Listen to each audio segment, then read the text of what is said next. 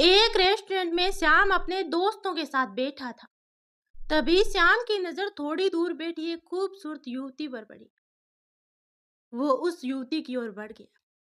उसे अपनी ओर आता देख वह अपनी जगह से उठ खड़ी हुई और बाहर जाने वाले गेट की ओर चल दी।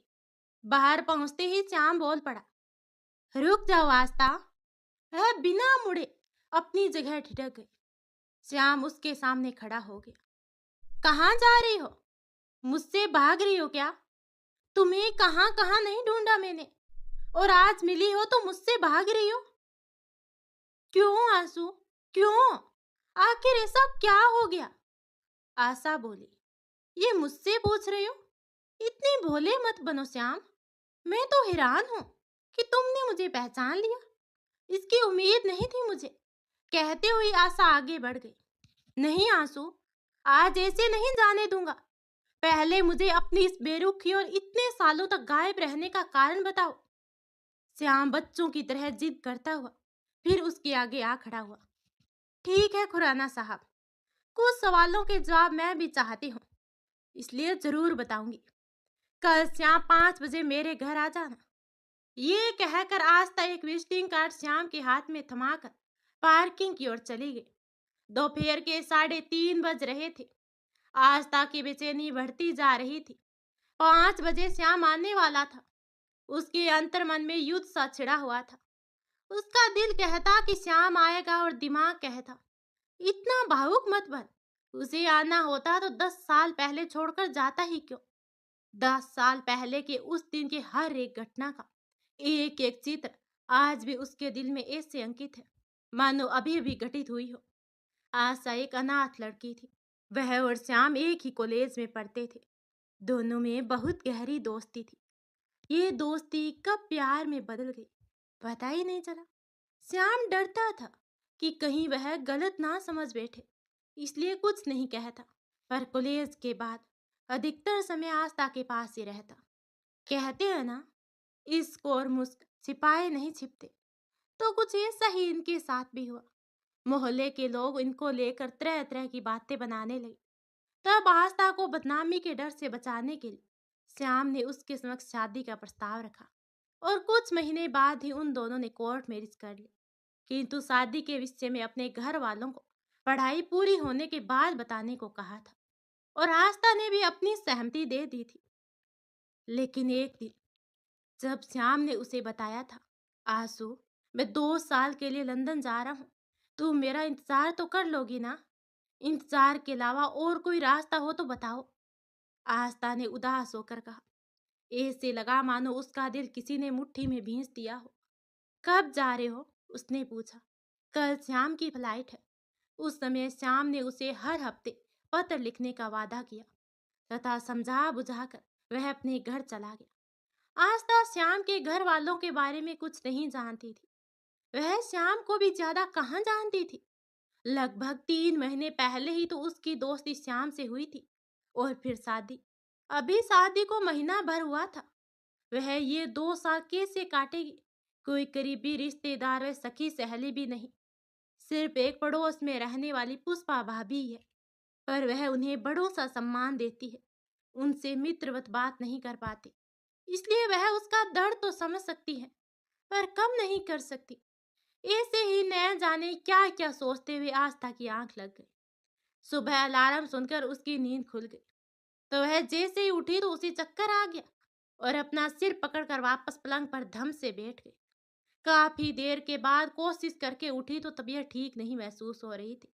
शायद रात को मानसिक रूप से अधिक परेशान होने और रोने के कारण ऐसा हो रहा था। यही सोचकर उसने जैसे तैसे बहुत कोशिश करके नहा धोकर चाय नाश्ता किया। उसके मन में बार बार यही ख्याल आता, काश इस समय श्याम मेरे पास होता। पर वह जानती थी कि आज श्याम इतना व्यस्त है कि उसे यहाँ आने का समय नहीं मिलेगा। 1 डेढ़ घंटे वह ऐसे ही लेटी रही पर उसकी तबीयत सामान्य नहीं हुई तो उसने डॉक्टर के पास जाने का निर्णय लिया और पुष्पा भाभी के साथ क्लिनिक गई। क्लिनिक से निकलते ही पुष्पा बोली, आस्था, तू कह रही थी कि श्याम लंदन जा रहा है। मेरी माँ तो उसके जाने से पहले उसे अपनी रिपोर्ट दिखा दे। लेकिन भाभी उसे तैयारियों की व्यवस्था की वजह से आज आने का समय मिलना मुश्किल है। कल ही कह कर गया है कि आज नहीं आ पाएगा। आस्था मायूसी से बोली।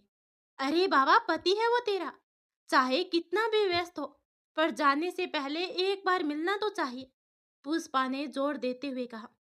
आस्था को कोई जवाब न सूझा, इसलिए वह चुप ही रही। दोनों घर आ गए। तभी पुष्पा का 8 वर्षीय बेटा आकर बोला, दीदी दीदी, वो श्याम भैया आए थे, आप नहीं थी तो लेटर देकर गए हैं। कहते हुए उसने एक कागज आस्था की ओर बढ़ा दिया। उसने बिना कुछ बोले उसके हाथ से पत्र ले लिया। उसने कमरे में पहुंचकर सबसे पहले पत्र पढ़ा। आंसू, सोचा था कि जाने से पहले तुमसे मिल लूं, पर पता चला कि तुम कहीं गई हुई हो। तुम समझ सकती हो कि आज मेरे पास बिल्कुल भी समय नहीं है, नहीं तो तुम्हारे आने तक का इंतजार कर लेता जान।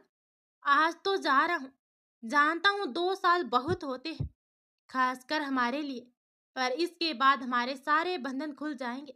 हम साथ में रहेंगे, हमारे अपने घर में, पूरे परिवार के साथ।